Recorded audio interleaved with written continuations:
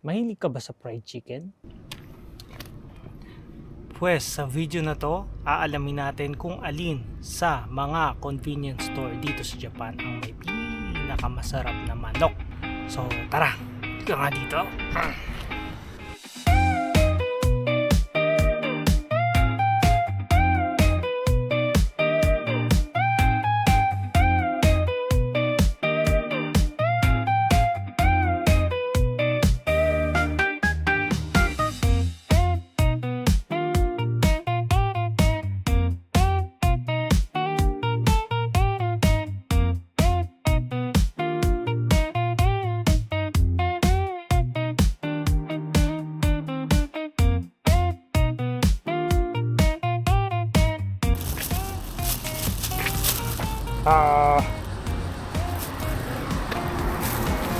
So nabili na natin yung sa 7-Eleven. Tingnan natin sa ibang convenience store.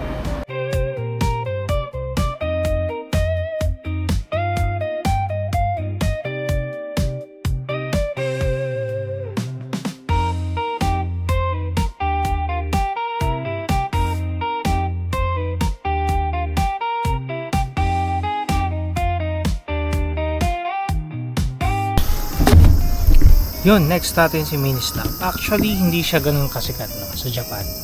Sa tingin ko lang kasi ilan lang tong Ministop na to eh. Like for example, dito sa lugar ko, isa lang yata ito yung nakikita ko eh.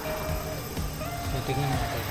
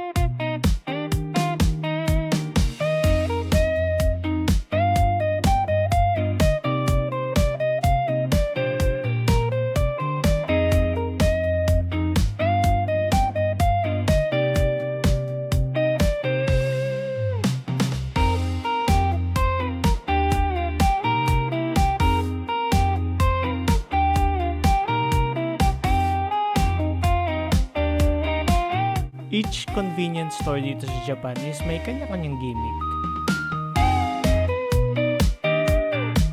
Katulad nitong Daily Yamazaki, meron siyang double burger na dito mo lang makikita.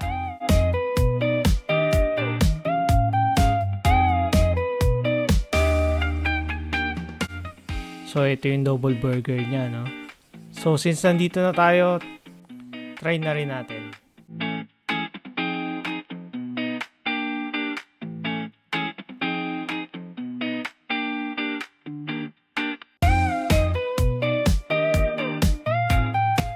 Para sa akin, the real reason to visit this convenience store is for their sweets. Napakarami nilang tindang iba't ibang klaseng sweets. Katulad na lang nitong banana crepe, wala ito sa ibang convenience store.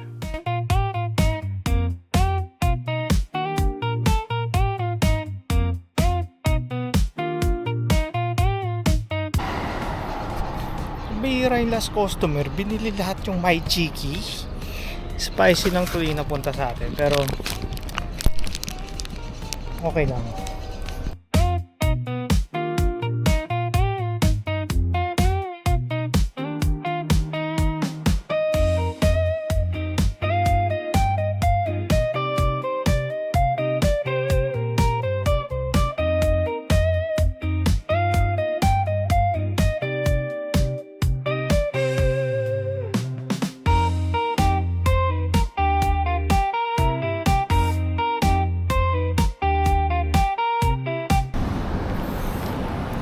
Kompleto na yung mga manok. Tara na!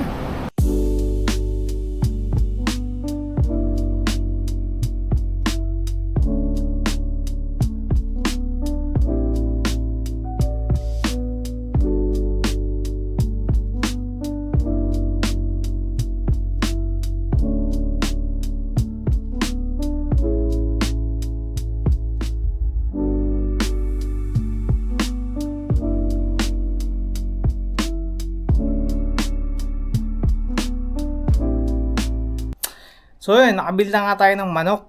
And sisintensyahan na natin to isa-isa. I mean, pangungunahan ko na, medyo bias ako dito kasi ang una kong natikman at sa tingin kong malasa talaga is Family Mart chicken.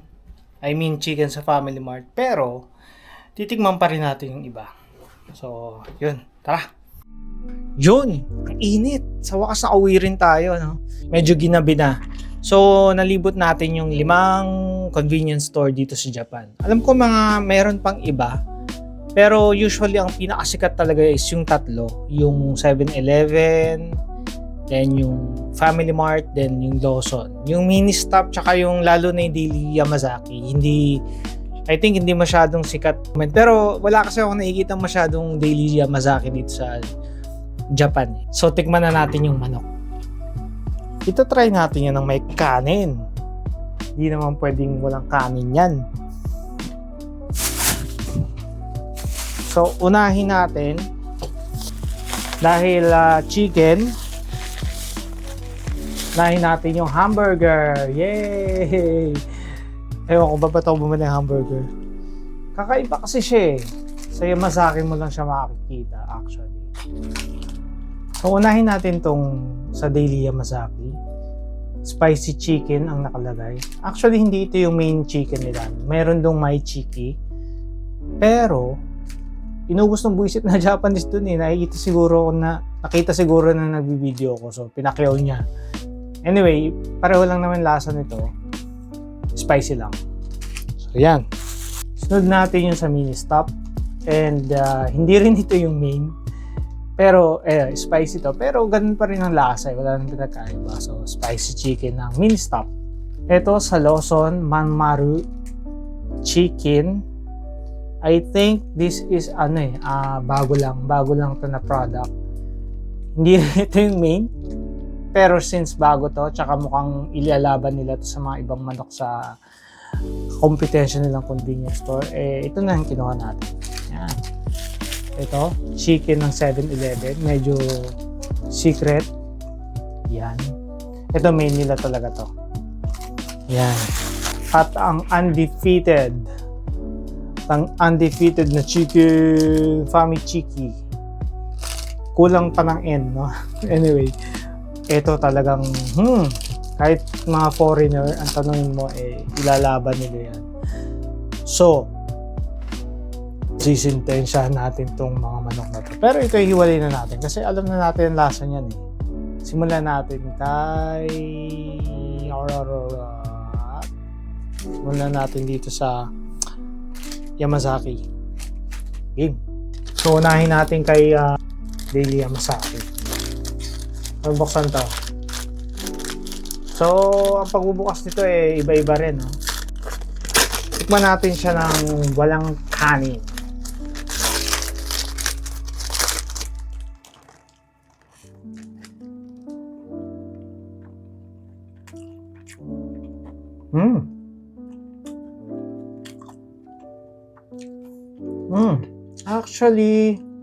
Actually, konti yung taba. Ito lang yung layer ng taba. Tapos, okay lang.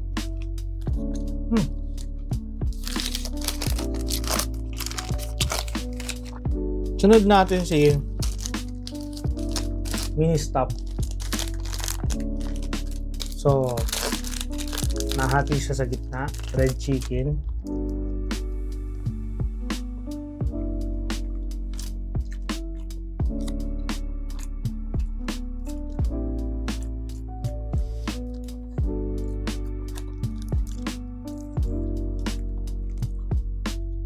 Panis na ata. Medyo maasim ha.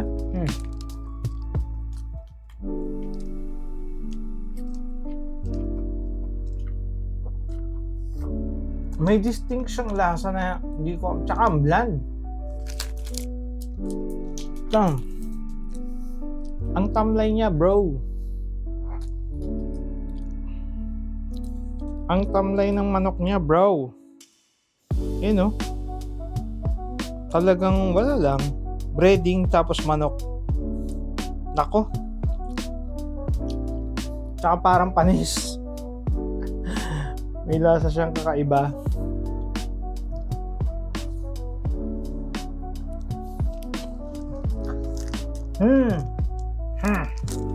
Meron na tayong contender para sa worst. And sunod natin tong Mangmaro chicken. So simple lang ang bukasan nito, no? Scotch tape lang. So wala nang unbox. Pero laki fairness. Okay.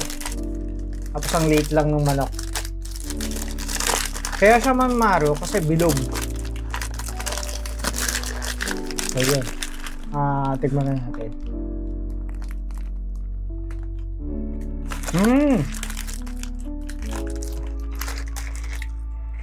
Ang laki Para siyang ni-roll yung manok.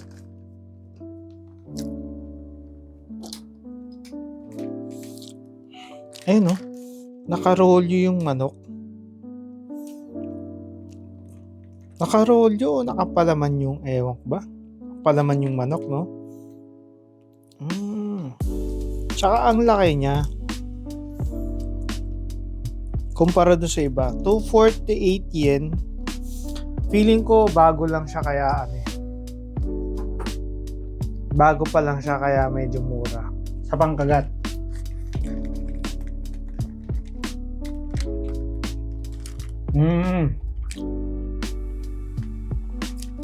Puro siyang laman.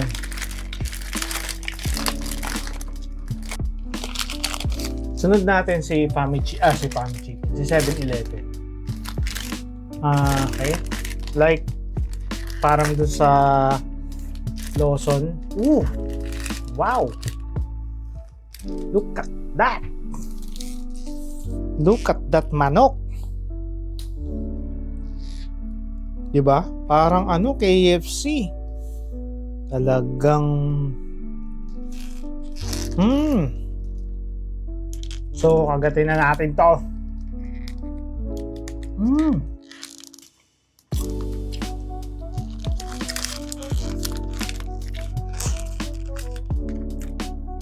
May balat siya. Para siyang ano ba tawag doon? Hindi pizza Pizza. Yung favorite part natin sa mga sa mga Jollibee usually. Yung parang triangle. Ano yung pizza ba yun? Hindi ko alam tawag dun Pero siya yung may balat. May balat siya na Ayan Hindi katulad nung iba, ang dry. Ito may balat talaga. Pasado to, pasado. Ayun. At eto na nga.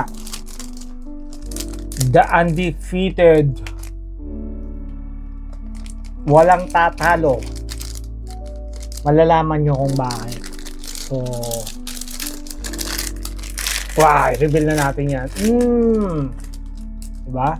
Actually, parang pareho siya ng chicken sa Lawson.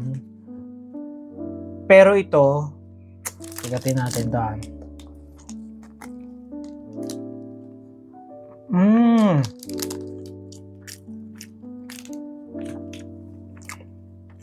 Ang lasa talaga na ito. Iba. Apa? Ito. Nakikita niyo sa ibabaw na yan. Taba yan. Taba. Parang parang nakapaligid ba? Parang may part, siguro taas to, na taba. Tsaka ang bechin. Ang MSG, panalo. Parang mahihimayin ka. Kamayin ko lang para mapakita ko lang sa inyo yung sabi ko. Ito siya Ayan yung parang siguro to rin ng manok, balat din ng hindi ko lang ma-distinguish kung balat talaga siya ng manok o basta yun yung nagpapalasa dito sa manok na to. Kaya so Kalahati ko na agad. Sintensya na natin. Hindi napansin yung kanin, no? So, muna natin sa worst. Alam niyo na siguro ang worst. Ibibigay ko ang worst chicken kay drumroll kay Lawson. Pangit ang manok na na. Lawson ba to? Baka... Ay, sorry. Sorry. Kay Ministop pala to. Kay Ministop.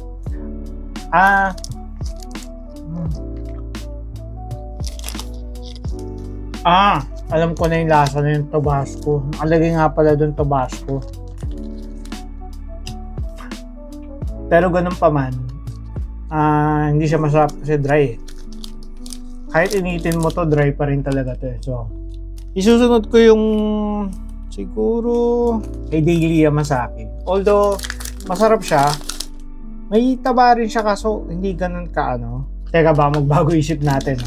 Isa pa.